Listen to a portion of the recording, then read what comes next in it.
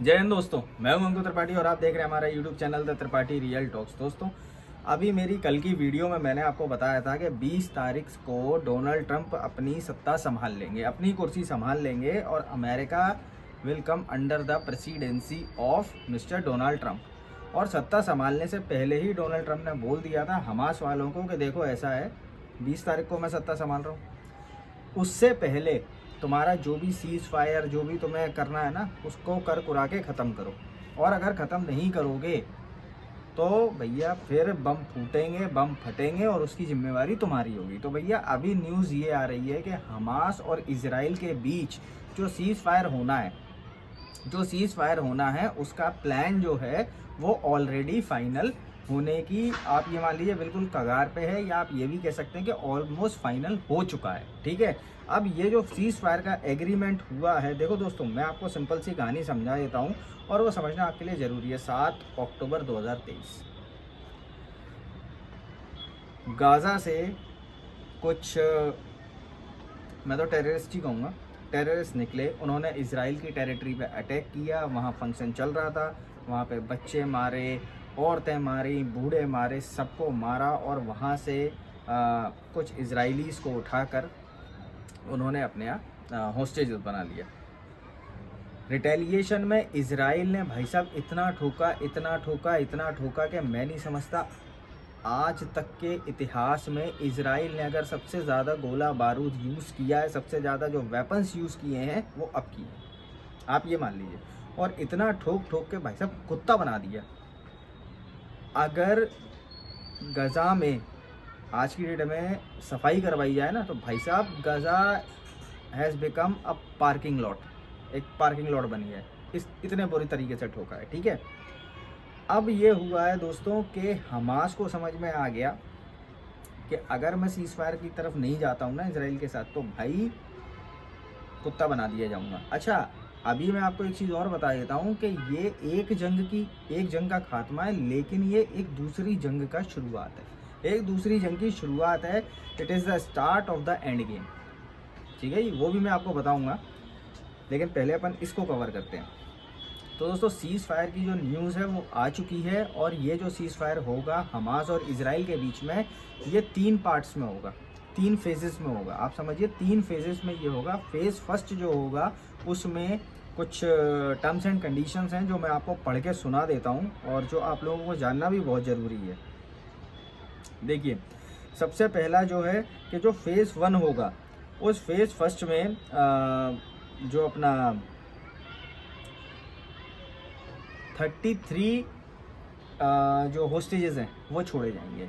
अब वो 33 होस्टेजेस में बच्चे भी हो सकते हैं, औरतें भी हो सकती हैं, कुछ मेरे ख्याल से 5 या 6 इजरायली फोर्सेस की जो वो थी, वुमेंस थी, उनको उन्होंने वहाँ पे हॉस्टेज बना लिया था हमास वालों ने। तो उनको कुल मिला के 33 लोगों को छोड़ा जाएगा। कुछ 100 लोग जो हैं, वो 94 या 100 का आंकड़ा है, वो वहाँ पे हॉस्टेज है, उनमें से 33 लोगों को रिलीज़ कर दिया जाएगा। ठीक है जी, ये फर्स्ट फेज़ में होगा।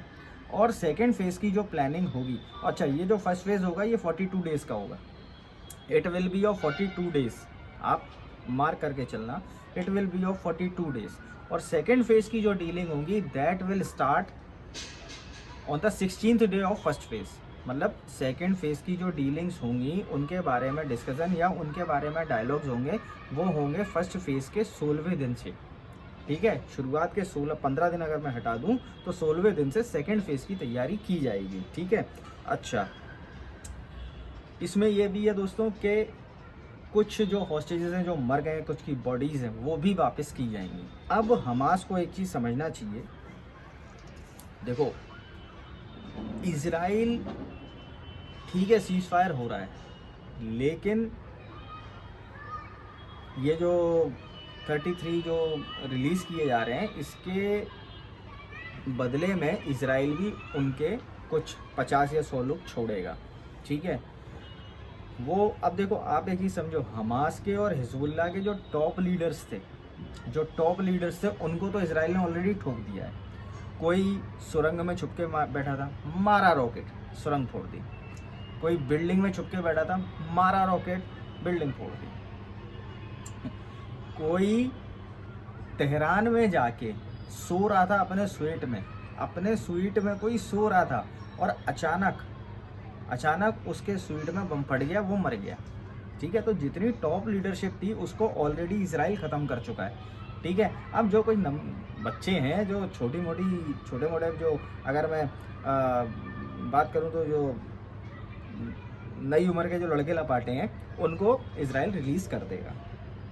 ठीक है जी, और उसके बदले में 33 लोगों को वो वापस ले लेगा और कुछ डेड बॉडीज़ भी वापस आने के ऊपर बात चल रही है। अब हमास को एक चीज़ अपने दिमाग में उतार लेनी चाहिए कि जो डेड बॉडीज़ वो बात कर रहा है ना, इजराइल वो कभी नहीं भूलेगा।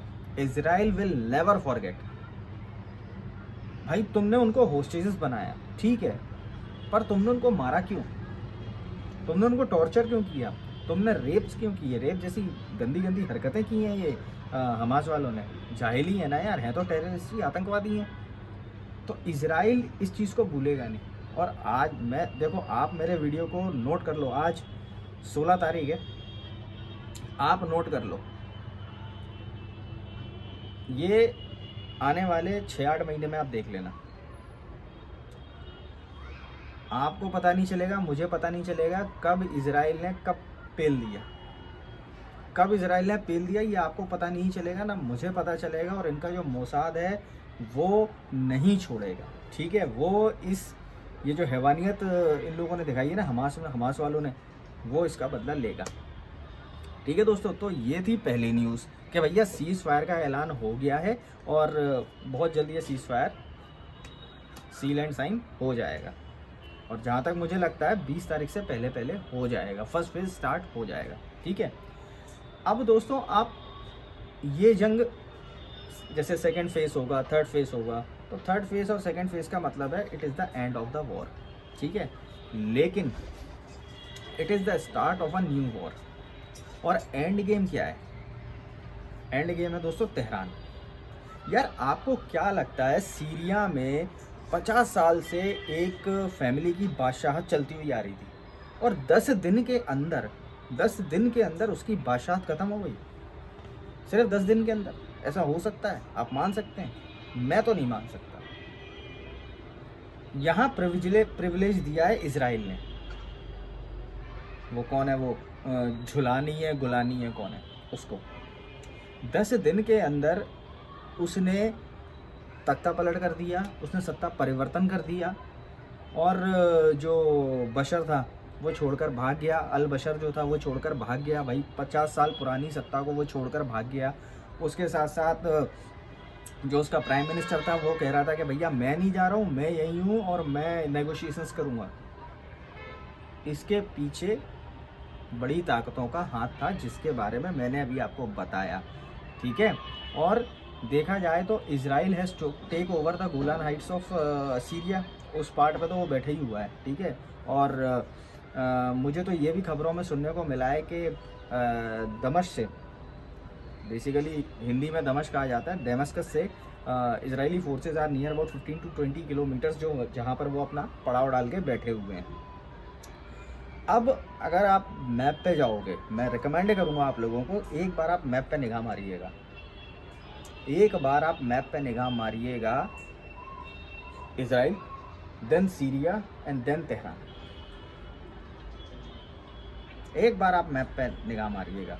ये खात्मा इस वॉर का है, इजराइल और हमास की वॉर का, लेकिन ये शुरुआत है तेहरान की, ईरान की। ये उसको निपटाने की तैयारी है, ये उसको आपको क्या लगता है कि सीरिया पे इजराइल ने कैप्चर क्यों कर रखा है? अब वो वहाँ से प्लान करेगा तेहरान के लिए, और तेहरान में अब तख्ता पलट होगा। मैं ये नहीं कह रहा हूँ आज होगा, लेकिन आने वाले 6 महीने, 8 महीने, 1 साल, 1.5 साल वहाँ पे तख्ता पलट होगा। वहाँ पे अब बहुत सारे प्रोटेस्ट एकदम से धीरे धीरे आगे निकलेंगे। आर्मी में क्लैशेस होंगे, जो तेहरान की आर्मी, उनके बीच में जो इंटरनल डिस्प्यूट्स अपन कहते हैं, वो सारी चीज़ें होंगी। जो हिजाब वाला मूवमेंट पहले चला था, ऐसे ही कई सारे मूवमेंट्स वहाँ पे होंगे, and they will lead to the तख्ता पलट। ठीक है जी, आप ये मान लो खैमनाई जो है, अब उसकी रातों की नींद और दिन का चैन हराम होने वाला है। ठीक है, अच्छा, अब इनके तख्ता पलट में और इनके पीठ में खंजर उतारने में मेन जो रोल प्ले करेगा, मेन जो जयचंद होगा या शोले फिल्म का हरीराम नाई होगा, दैट विल बी पाकिस्तान। आपको क्या लग रहा है कि अमेरिका सडनली इनको 40 बिलियन डॉलर दिलवा रहा है, 40 मिलियन डॉलर दिलवा रहा है इनको? बोल रहा है कि 20 बिलियन मैं अभी दे देता हूँ, वर्ल्ड बैंक से दिला देता हूँ, और बाकी के जो 20 बिलियन है उसको वर्ल्ड बैंक किसी प्राइवेट इंस्टीट्यूशन से या किसी प्राइवेट फाइनेंशियल एजेंसी से पाकिस्तान को दिलाएगा। आप नोट कर लो, 40 billion dollar is more than the amount what China has invested in the CPEC। Keep this in mind. America बेवकूफ़ नहीं है, ये सारी तैयारियां की जा रही है ना, ये जो 40 बिलियन डॉलर है ना, ये यूज़ होंगे ईरान में और अफगानिस्तान में, and Pakistan will be the Jaichand in that particular war. ठीक है दोस्तों, तो ये खबर थी जो मुझे आप लोगों को देनी थी, और मैं रेकमेंड करूँगा कि एक बार मैप पे जाकर ज़रूर देखिएगा where are the Israeli forces stand. जगह मैंने आपको बता दिया, Golan Heights and in Syria, Golan Heights in Syria, और वहाँ से आप देखिएगा तेहरान। आपको जब कोई भी चीज़ समझ में ना आए दोस्तों, तो मैंने आपको रिकमेंड किया है कि मैप पे जाके देखिएगा, आपको सारी चीज़ें अपने आप समझ में आ जाएंगी। और मैं फिर कह रहा हूँ, जियो पॉलिटिक्स एक ऐसी चीज़ है जो जहाँ चीज़ें बहुत देर में होती हैं, वहाँ जल्दी जल्दी नहीं होती, देर में होती है, लेकिन होती ज़रूर है। ठीक है, तो दोस्तों ये थी मेरी आज की वीडियो। अगर आज की ये वीडियो आप लोगों को पसंद आई है तो इस वीडियो को ज़्यादा से ज़्यादा लाइक कीजिएगा, जो लोग नए हैं वो चैनल को सब्सक्राइब कीजिएगा, और सबसे बड़ी बात, इस वीडियो को अपने फ्रेंड्स में, अपनी फैमिलीज़ में सर्कुलेट कीजिएगा, और उनसे भी बोलिएगा कि वो भी इसको आगे शेयर करें। आपका सपोर्ट चाहिए दोस्तों, बिकॉज चैनल की रीच कम जा रही है। तो मिलता हूँ आपसे नेक्स्ट वीडियो में, तब तक के लिए जय हिंद, जय भारत, भारत माता की जय।